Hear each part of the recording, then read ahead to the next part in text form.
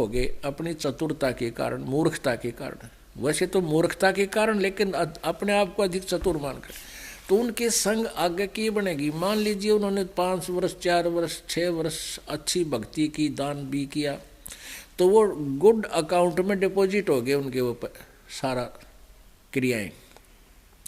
जब तक उनके पुण्य चलेंगे तब तक उनके घर पर कोई आपत्ति नहीं आवे, क्योंकि पुण्य से सुख होता है। और जब वो पुण्य समाप्त होंगे फिर इतनी बिजली गिरेंगी उनका समझ में नहीं आवेगी।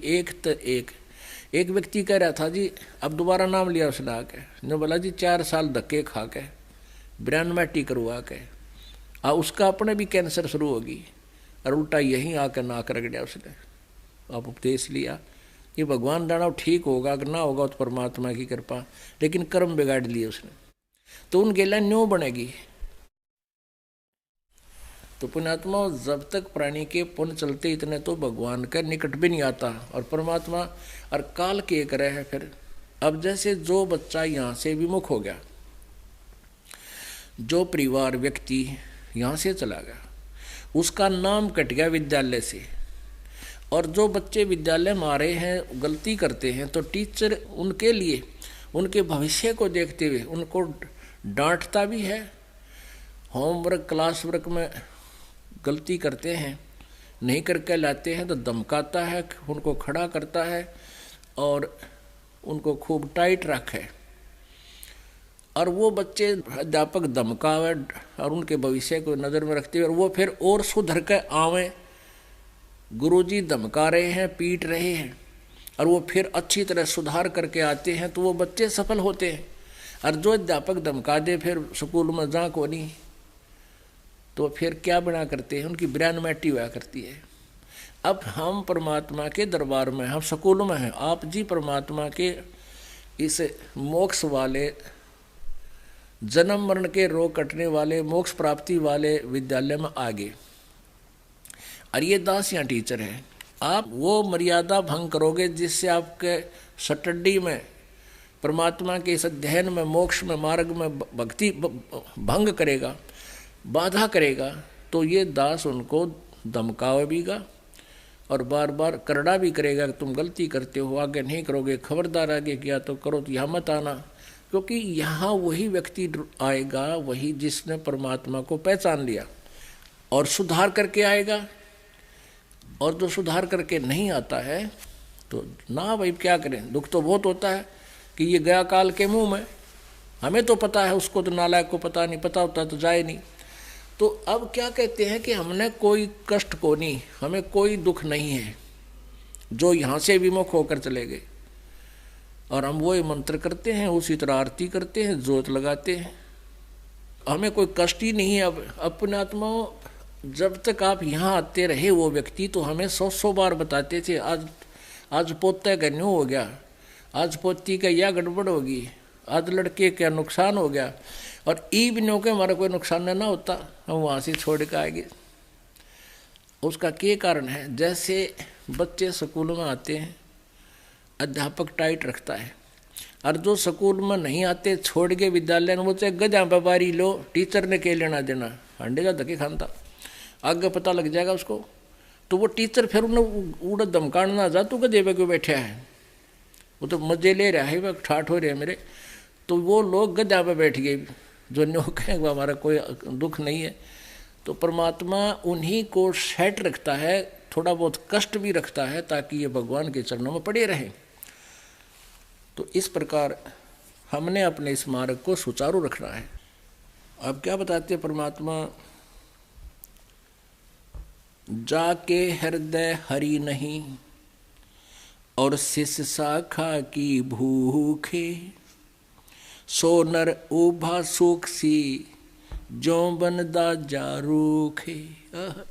कहते हैं जिसके हृदय में भगवान की प्राप्ति की का उद्देश्य नहीं और शिष्य शाखा की भूख, चेले बनाने की भूख है, वो अंत में उसकी वह दुरुति होगी जैसे बन में आग लाग जा, जड़े पाछे रूख टूंड खड़े रहा करें, ऐसी स्थिति हो जाएगी उन लोगों की लास्ट में। शिष्य शाखा संसार गति, सेवक प्रत्यक्ष काले, बैरागी छावे मड़ी ताको मूल न डाले। अब क्या बताते हैं परमात्मा, शिष्य शाखा संसार गति और सेवक प्रत्यक्ष काल है। अभी आपको बताया कि एक चेले ने अपना गुरु मार दिया 75,000 रुपया पे उसके। हाँ, तो कहते हैं ऐसे जो व्यक्ति बकवाद करते हैं, परमात्मा से विमुख है, नाम उनके पास है नहीं, ढोंग संत का कर लिया कितना बैठ के जाकर डेरे में, तो वो सेवक तो उसके काल है, प्रत्यक्ष काल। और वो जो गुरु बन गया जिसके पास यथार्थ ज्ञान भक्ति और नाम नहीं है, वो संसार गति में ही है।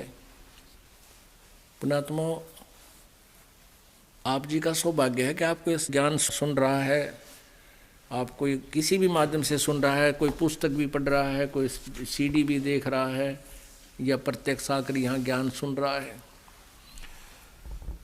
और अरबों खरबों मनुष्य सारा दिन डले ढोरे एक पेट के लिए धक्के खाते फिरते हैं, 100 झूठ बोलते हैं, निरे कोड इकट्ठा कर रहे हैं, अपने पाप कर्मों को फोड़ रहे हैं, जन्म को फोड़ रहे हैं, पाप कर्म ढो रहे हैं।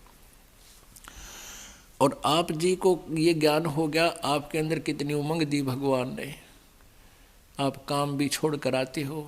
पुण्यात्माओं, कोई भी कार्य है करने से होता है। जैसे हम बच्चों को पढ़ाते हैं, हम बच्चों को पढ़ाते हैं 12, 13, 14 वर्ष जितना भी वो शिक्षा ग्रहण करना चाहता है, उसको हम कति फ्री छोड़ देते हैं और अन्य परिवार से अधिक उसके खाने की, ड्रेस की अधिक ख्यास रखते हैं, ध्यान देते हैं।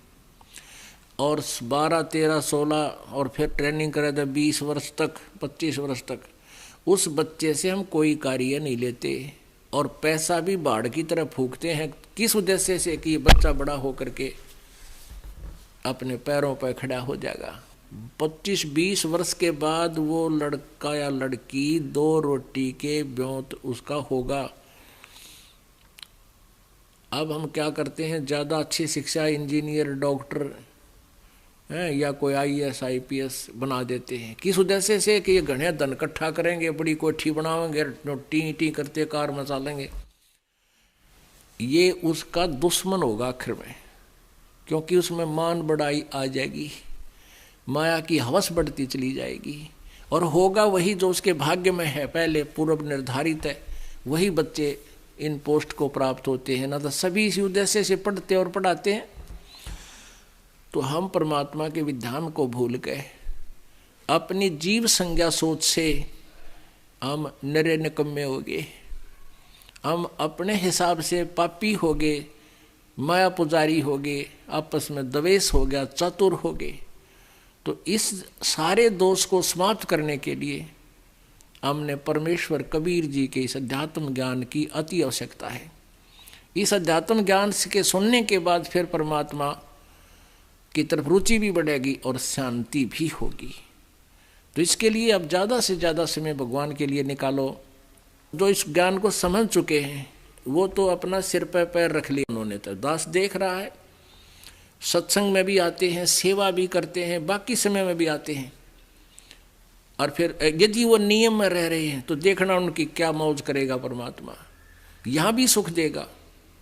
और यहाँ से जब जाएंगे विमान में बैठ कर जाएंगे, आए हैं सो जाएंगे ये राजा रंग फकीर, एक तो सिंहासन चढ़ के जा, एक बंधे जात जंजीर। मरना सभी ने है, यहाँ से शरीर सब छोड़ कर जाएंगे, लेकिन जाने जाने में बहुत अंतर होगा। एक तो परमात्मा आकर लेकर जाएगा इस दास के रूप में, कहो बैठो बैठो ये जहाज जा रहा है, और तुरंत आप जी उसमें चढ़ जाओगे, आपको पता भी नहीं लगेगा हमारी मृत्यु हुई है या हम कहीं सत्संग सुनने जा रहे हैं गुरु जी के साथ।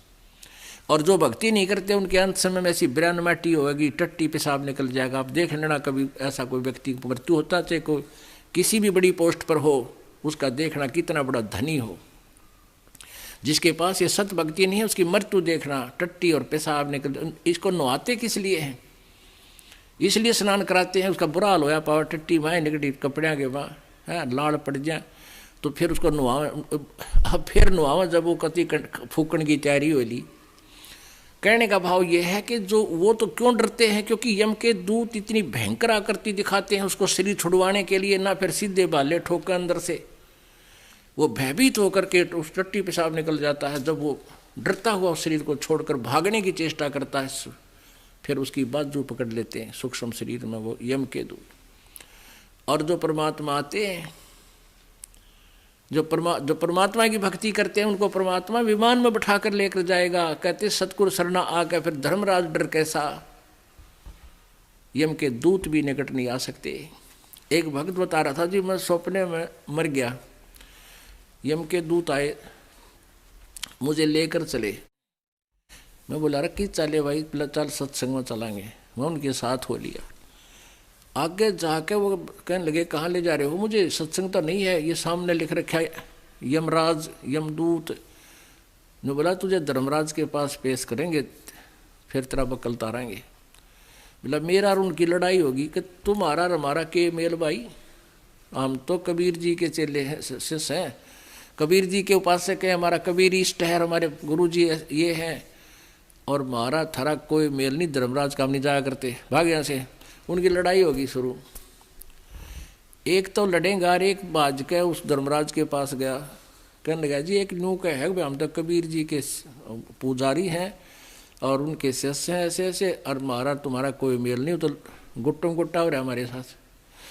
धर्मराज ने बोला रहा छोड़ दो भाई, क्यों मन नहीं मरवाओ तुम, जान दो उसको, कित लिए आए तुम निकम्यो। कहते जब वो छोड़ दिया उन्होंने, वो दूसरा भी बाज गया। तो मैं वापस आया जब शरीर में, मेरा मुंह में मतलब पसीने आ रहे नो, सूख रहा मुख, अलग सूख रहा मेरा, और सारा कांपू पसीने छूट रहे। एकदम उठा, कहते कम से कम 2-3 गिलास तक पानी पिए, जब शरीर शांत हुआ। फिर मेरा जचीरा में तो मर गया था सचमुच, और वो ज्ञान काम आ गया कि भाई हम परमात्मा के बच्चे हैं, हमारा तेरा कोई मेल नहीं। परमात्मा कहते सतगुरु शरण में आकर धर्मराज डर कैसा, इन काल के दूता जकरे की है। बोलो सतगुरुदेव। परम पिता परमात्मा पूर्ण ब्रह्म सारी सृष्टि के रचनहार कुल मालिक कबीर देव जी, कबीर साहिब जी की असीम कृपा से आप जी को यह सत्संग सुनने को प्राप्त हुआ। वो पुण्यात्मा है जो सत्संग सुन रहे हैं।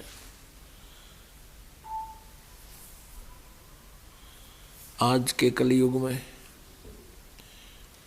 किसी भी व्यक्ति को फुर्सत नहीं है, किसी भी व्यक्ति के पास टाइम नहीं है। ऐसे समय में आप जी के पास टाइम है, परमात्मा ने आप पे रज़ा की है। इस काल के जाल को आपके हृदय में उतार दिया, आप समझ चुके हो। लेकिन आप जी के पूर्व जन्म के संस्कार, आप जी के पूर्व जन्म के जो पाप हैं, जन्म जन्मांतर के, वो अत्यधिक हैं, कम नहीं है। और आप जी के पास भक्ति, शक्ति, पुण्य ये कलयुग में पहुंच जाने के कारण बिल्कुल अक्षीण हो चुके हैं। क्योंकि सतयुग, त्रेता, द्वापर में ये पुण्यात्माएं अपने पुण्यों को समाप्त कर देती हैं। उन तीनों युगों के अंदर प्राणी ज़्यादा दुखी नहीं होते। सतयुग के अंदर लाख वर्ष की आयु होती है मानव की। अब विचार करो पुण्यात्माओं, वो लाख वर्ष का जीवन भी हम सभी ने जिया है, मनुष्य जीवन। और वो समय जो शरीर स्वस्थ, शांत मन, राग द्वेष बहुत ही कम सतयुग में, तो उस समय भी हम रहे। सतयुग के अंदर एक विशेषता बताई है कि पत्नी से पहले पति की मृत्यु नहीं होती, पिता से पहले पुत्र की मृत्यु नहीं होती। और भी शारीरिक कष्ट, मानसिक परेशानियां नाम मात्र होती हैं। 1 लाख वर्ष का जीवन मनुष्य का, अब तो हम 60, 70, 75 तक पहुंच जाते हैं तो शुक्र मनाते हैं। और इतने कष्ट शरीर में आ जाते हैं, इतने प्रकार की व्याधाएं शरीर को घेर लेती हैं इस कलयुग में तो अब तो हम ये सोचते हैं परमात्मा मृत्यु तो हो जा पर ठीक ठाक हो जा। पहले तो हम जब तक युवा होते हैं 50 साल तक रहते हैं तो न्यू सोचा है मरा नहीं, और न्यू मन में हो कभी नहीं मरेंगे। और जब ये 70 पार कर जाता है ये पुरानी कलयुग में, फिर तो इसको कभी गोड्या में दर्द, कदे सिर भड़का, कभी दांत कंडम हो जाते हैं, कभी कोई और बीमारी, कदे गोड्डे ना उठ चले, कई प्रकार की व्याधियां घेर लेती, आंखों से दिखे नहीं, शरीर अस्थि पिंडर मात्र रह जाता है। फिर पता चलता है कि वो व्यक्ति ऐसी बीमारी से ग्रस्त है, वृद्धावस्था में भुगत रहा है। किसी की कथा सुनते हैं कि वो इतने दिन तक भुगत कर तड़फ कर हाहाकार मचा के मृत्यु को प्राप्त हुआ। तो आज कलयुग में फिर हम ये सोचते हैं परमात्मा ठीक ठाक मर जावा, मरने की कोई ऑब्जेक्शन नहीं रहता, फिर बहुत ही कम। ये आशा तो होती है कि अभी ना मरे, अभी शायद और भी जीवन हो, लेकिन ज़्यादातर ये समस्या आ जाती है परमात्मा ठीक ठाक जीवन, ये सांस पूरे हो जा, हमारा समय पूरा हो। और जब हम सतयुग में थे, सतयुग में तो आखिरी सांस तक भी जीव बहुत ही स्वस्थ रहता है, बहुत आसानी से शरीर छोड़ जाता है। पिछले पुण्य इतने अच्छे होते हैं। जैसे आप जी ने एक आध प्राणी यहाँ भी देखा होगा कि ना वो भक्ति करता होता है, ना कोई धर्म पुण्य करता होता है, और मृत्यु 50, 60, 65 साल की उम्र में ऐसे हो जाती है कि श्याम न सोया था सवेरा मेरा पाया। बहुत आसानी से, कोई तकलीफ नहीं, कोई कष्ट नहीं, कोई रोग नहीं था, तो मृत्यु को प्राप्त हुआ। उसको कोई दुख नहीं आया क्योंकि उसके पिछले पुण्य थे, लेकिन वो सारे फिनिश हो गए, खत्म हो गए। अगले जन्म में वो किसी पशु योनि में जाओगा, फिर चैन का काम में कोई नहीं, नरे कष्ट पे कष्ट आएंगे। तो कहने का भाव ये है कि हम लाख वर्ष जीवन भी जीकर हम इस संसार में मानव रूप में रहे हैं। फिर त्रेता के अंदर 10,000 वर्ष तक जो है जीवन रहता है, और त्रेता में 1000 वर्ष तक, स्टार्ट जहाँ से होता 1000 तक, और एंड होता है वहाँ 200 से 300 200 तक जीवन रह जाता है द्वापर का। कलयुग 200, 250, 300 से शुरू होता है और अंत उसका 15-20 वर्ष पर समाप्त हो जाता है।